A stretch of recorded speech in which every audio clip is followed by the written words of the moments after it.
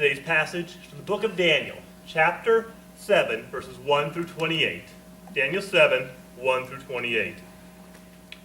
In the first year of Belshazzar, king of Babylon, Daniel had a dream, and visions passed through his mind as he was lying on his bed. He wrote down the substance of his dream. Daniel said, "In my vision at night I looked, and there before me were 4 winds of heaven, churning up the great sea. 4 great beasts, each different from the others, came out of the sea. The first was like a lion, and it had the wings of an eagle. I watched until its wings were torn off. It was lifted from the ground so that it stood on 2 feet like a man, and the heart of a man was given to it. And there before me was a second beast, which looked like a bear. It was raised up on one side, and it had 3 ribs in its mouth between its teeth. It was told, 'Get up and eat your fill of flesh.' After that I looked, and there before me was another beast, one that looked like a leopard, and on its back it had 4 wings like those of a bird. This beast had 4 heads, and it was given authority to rule. After that, in my vision at night I looked, and there before me was a 4th beast, terrifying and frightening and very powerful. It had large iron teeth, and it crushed and devoured its victims, and trampled underfoot whatever was left. It was different from all the former beasts, and it had 10 horns. While I was thinking about the horns, there before me was another horn, a little one, which came up among them. And 3 of the first horns were uprooted before it. This horn had eyes like the eyes of a man, and a mouth that spoke boastfully. As I looked, thrones were set in place, and the Ancient of Days took his seat. His clothing was white as snow. The hair of his head was as white as wool. His throne was flaming with fire, and its wheels were all ablaze. A river of fire was flowing, coming out from before him. Thousands upon thousands attended him. 10,000 times 10,000 stood before him. The court was seated, and the books were opened. And then I continued to watch, because of the boastful words the horn was speaking. I kept looking until the beast was slain and its body destroyed and thrown into the blazing fire. The other beasts had been stripped of their authority, but were allowed to live for a period of time. In my vision at night I looked, and there before me was one like the Son of Man, coming with the clouds of heaven. He approached the Ancient of Days and was led into his presence. He was given authority and glory and sovereign power. All peoples, nations, and men of every language worshipped him. His dominion is an everlasting dominion that will not pass away. And his kingdom is one that will never be destroyed. I, Daniel, was troubled in spirit at this vision that passed through my mind and disturbed me. I approached one of those standing and asked him the true meaning of this. He told me and gave me the interpretation of these things. The 4 great beasts are 4 kingdoms that will rise from the earth. The saints of the Most High will receive the kingdom and will possess it forever. Yes, forever and ever. Then I wanted to know the true meaning of the 4th beast, which was different from the others and most terrifying, with its iron teeth and bronze claws, the beast that crushed and devoured its victims and trampled underfoot whatever was left. I also wanted to know about the 10 horns on its head and about the horn that came up, before which 3 of them fell. The horn that looked more imposing than the others, and that had the eyes and mouth and spoke boastfully. As I watched, this horn was waging war against the saints and defeating them until the Ancient of Days came and pronounced judgment in favor of the saints of the Most High, and the time came when they possessed the kingdom. He gave me this explanation. The 4th beast is the 4th kingdom that will appear on earth. It will be different from all the other kingdoms and will devour the whole earth, trampling it down and crushing it. The 10 horns are 10 kings who will come from this kingdom. After them another king will arise, different from the earlier ones.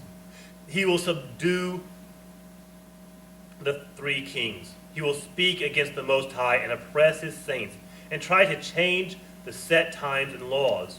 The saints will be handed over to him for a time, times, and half a time. But the court will sit, and his power will be taken away completely and destroyed forever. Then the sovereign power and greatness of the kingdoms under the whole heaven will be handed over to the saints, the people of the Most High.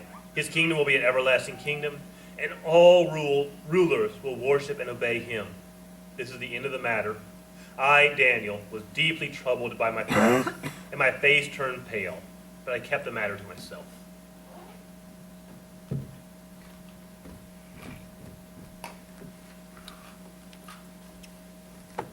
Go forward, Blake. Have to take us through the passage now. Keep going.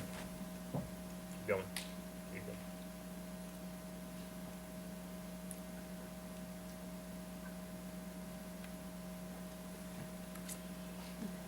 Okay, one more. I want to begin today with my favorite modern philosophers, Calvin and Hobbes. I know this trip ended like 20 years ago, but I still think it's funny, so I'm going to share one with you today. In this comic strip, Calvin walks up to his dad and says, "Dad, what's a control freak?" His dad said, "That's what lazy, shipshod, careless, cut-corner workers call anyone who cares enough to do something right." In the last panel, Calvin asks, "Am I in the presence of their king? Should I kneel?" To which his dad says, "If anything works in this world, it's because one of us took control." I don't think of myself as a control freak. That's not how I would describe myself, but I think most of us like to have a certain degree of control in life. I hope most of us recognize there's a lot of life that's beyond our control, but we like to feel at least a little bit in control. But what about when life is out of control? How do we respond when it feels like life is falling out of control? I think that is an experience most of us have today. Life can feel out of control in two ways. It can feel out of control in our personal lives. Sickness can strike us or someone we care for. A layoff comes and we worry if we're going to lose the house.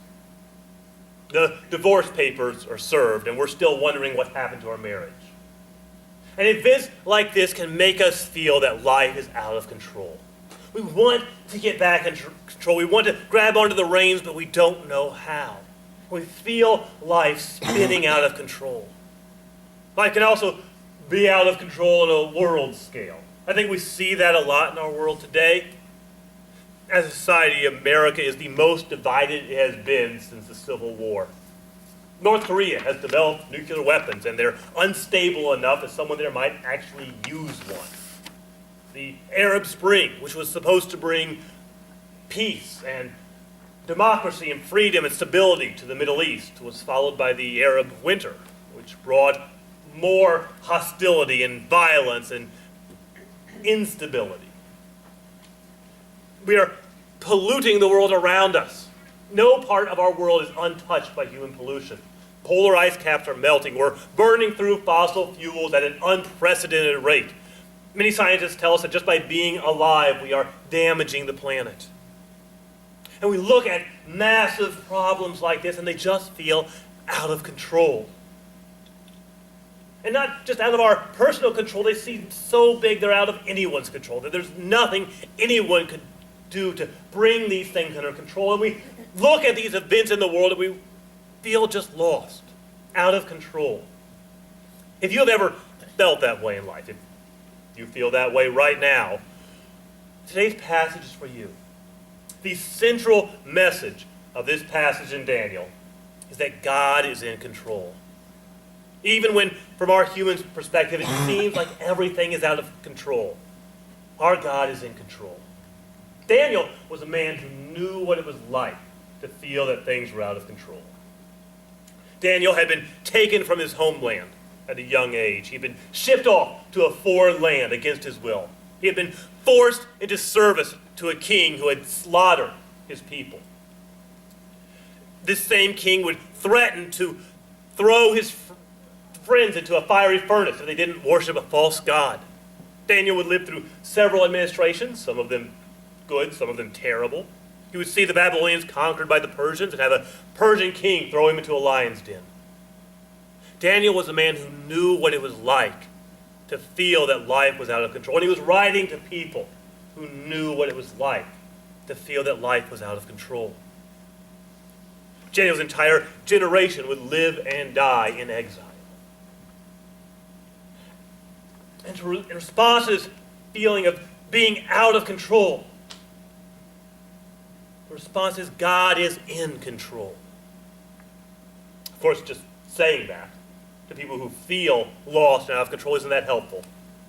So instead of just giving a platitude, God gave Daniel a series of visions describing his control. And more than just describing his control, these visions tell us something about the nature of God. And so I want to look at these visions that God gave to Daniel. And before I look at the specific visions, I do want to make two general notes. The first note is that the first half of Daniel is in chronological order. It starts when Daniel was a teenager and moves forward until he was 80. The second half of Daniel that we're beginning today jumps back in time. We're told that this is the first year of King Belshazzar, which would be somewhere around 553 BC, meaning that Daniel was probably in his late 50s when he received these visions. And then starting from there, the book will again move forward in time. Second note is that this is what we call apocalyptic literature. I know when we hear the word apocalypse, we tend to think of the end of the world. It can cover that topic, but more than that, it's a general style of symbolic literature. Apocalypse literally means to reveal, to pull back a curtain. God was pulling back the curtain to give Daniel a glimpse of what the future holds. More than a glimpse of the future, God was giving Daniel a glimpse of his nature, of who God is. And I think in these visions there are three things that we can learn about the nature of God. First thing we can learn is that God has a plan. Even when it feels like life is out of control, God has a plan. And we see that in these visions that God revealed to Daniel. The visions begin with a series of beasts, great animals.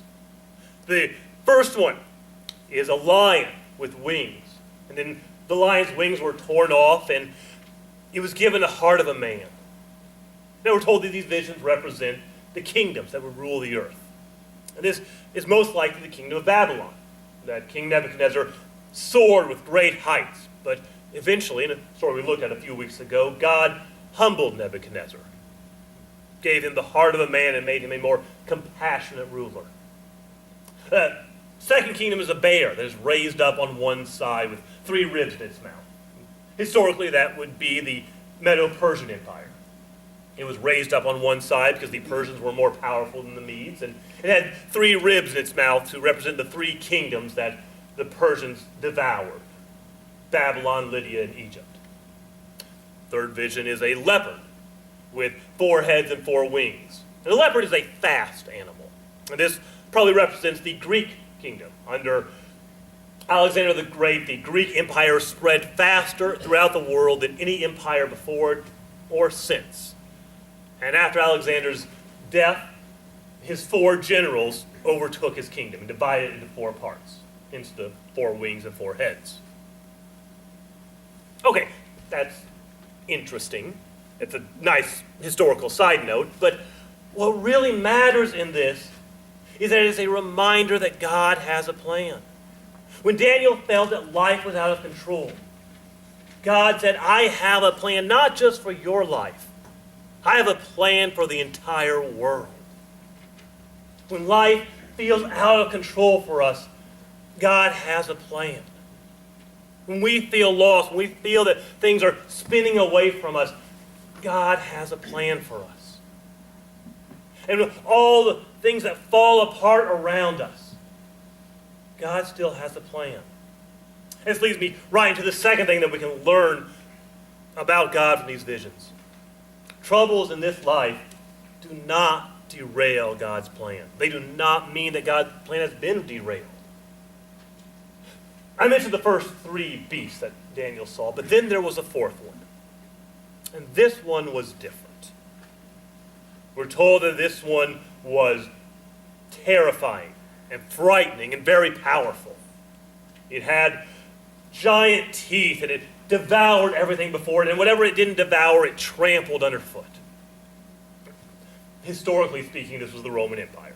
The Romans were unlike any empire before them. They were the most powerful empire perhaps in all history, and they were vicious in enforcing Pax Romana, the Roman peace. But more than just a historical empire, what we see here is a terrifying monster. We see something powerful and destructive. And I think in our lives today we continue to face our own monsters. It won't be a monster like that, but we will have our own monsters. We will face circumstances and situations that make us feel that life is out of control, that make us feel hopeless and lost. And when life is spinning out of control, when we face troubles, it does not mean that God's plan has been derailed.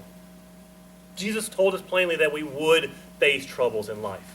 In John 16:33, Jesus said, "I have told you this so that you may have peace. In this world, you will have troubles. But take heart, for I have overcome the world." There will be troubles in this life. There will be difficult times. But it does not mean that God's plan has been derailed. When God gave Daniel a vision of the future, it included a monster. It included a troubling time, but God was saying, this is part of my plan. When we face troubles today, they don't take God off guard. Whatever troubles we face, whatever overwhelms us, whatever makes us feel out of control, God knew it was coming. God was prepared for it. When we face troubles, it does not mean that God's plan has been derailed. But God is still at work in this world. This leads me to the third and final thing we can learn about God in this passage. God's plan is glorious. It's not just good. It's not just beneficial. It is glorious. After seeing these four beasts, Daniel sees one more vision. He sees a vision of one like a son of man coming in the clouds. And he is brought before the Ancient of Days to receive power and glory and authority. You know, there are a lot of names for Jesus in the Bible. I've heard people say there are up to 100 different names. I think that list may be a little inflated. But the most common title Jesus gave for himself was the Son of Man. Jesus called himself the Son of Man. That is both an exalted title and a humble title. It's a humble title in that it reminds us that Jesus was a man. He was a human being, flesh and blood like us. More than that, it also reminds us of this passage. It reminds us of the Son of Man who was brought into the presence of the Ancient of Days. The one who is given a kingdom that will never pass away, a dominion that will never be destroyed. And all the kingdoms of the world, all the troubles of this world pass away. But the kingdom of the Son of Man will never be destroyed. Right now in your life, what scares you? What overwhelms you? What stresses you out? What makes you feel out of control?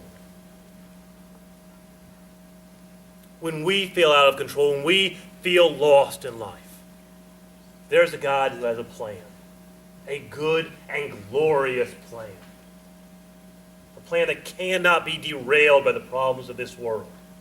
When we feel lost, when we feel overwhelmed, we can turn to the one who is in control. A few weeks ago, I tried to play a song during the sermon. Didn't work. Never did figure out why. You know, we're working on replacing our sound system. I'm going to try again. I don't know if it's going to work. I've got a 50-50 shot here. But we're going to give it a go. When we feel lost in life, there is a God who's in control. And I think this song speaks that message well. This song is by Ryan Stevenson, and it's called The Eye of the Storm.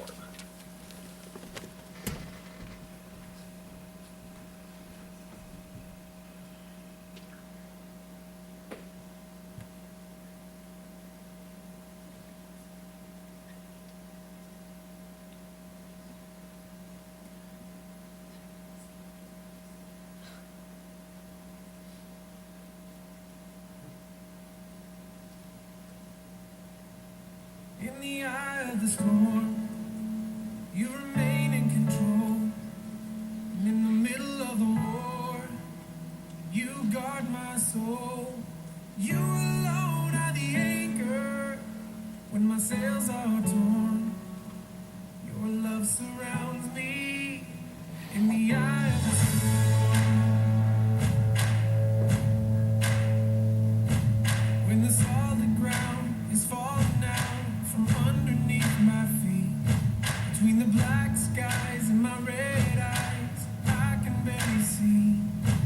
When I realize I've been sold out by my friends and my family, I can feel the rain reminding me. In the eye of the storm, you remain in control. In the middle of the war, you guard my soul. You alone are the anchor when the sails are torn. Your love surrounds me in the eye of the storm. When my hopes and dreams are far from me and I'm running out of faith, I see the future I picture slowly fade away. And when the tears of pain and heartache are pouring down my face, I find my peace in Jesus' name. In the eye of the storm, you remain in control. In the middle of the war, you guard my soul. You alone are the anchor when my sails are torn. Your love surrounds me in the eye of the storm.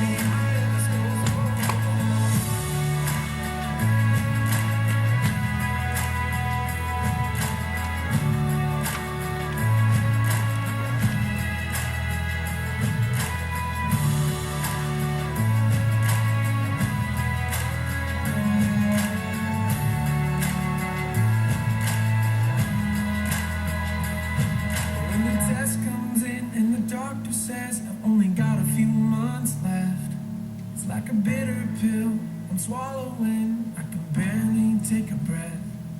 And when addiction steals my baby girl and there's nothing I can do, my only hope is to trust you.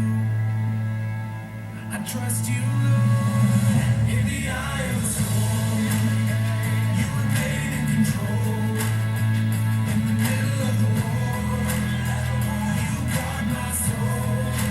You alone are the anchor when my sails are torn. Your love surrounds me in the eye of the storm. You remain in control. In the middle of the war, you guard my soul. You alone are the anchor when my sails are torn. Your love surrounds me in the eye of the storm. In the eye of, in the eye of the storm. I know you're watching me, yeah.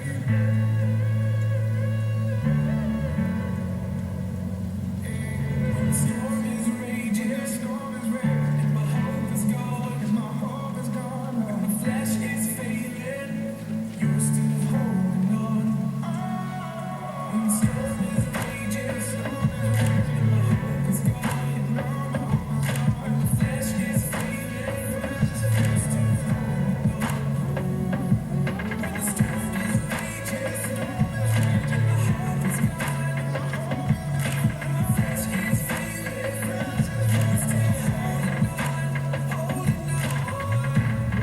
The Lord is my shepherd. I have all that I need. He lets me rest in green meadows. He leads me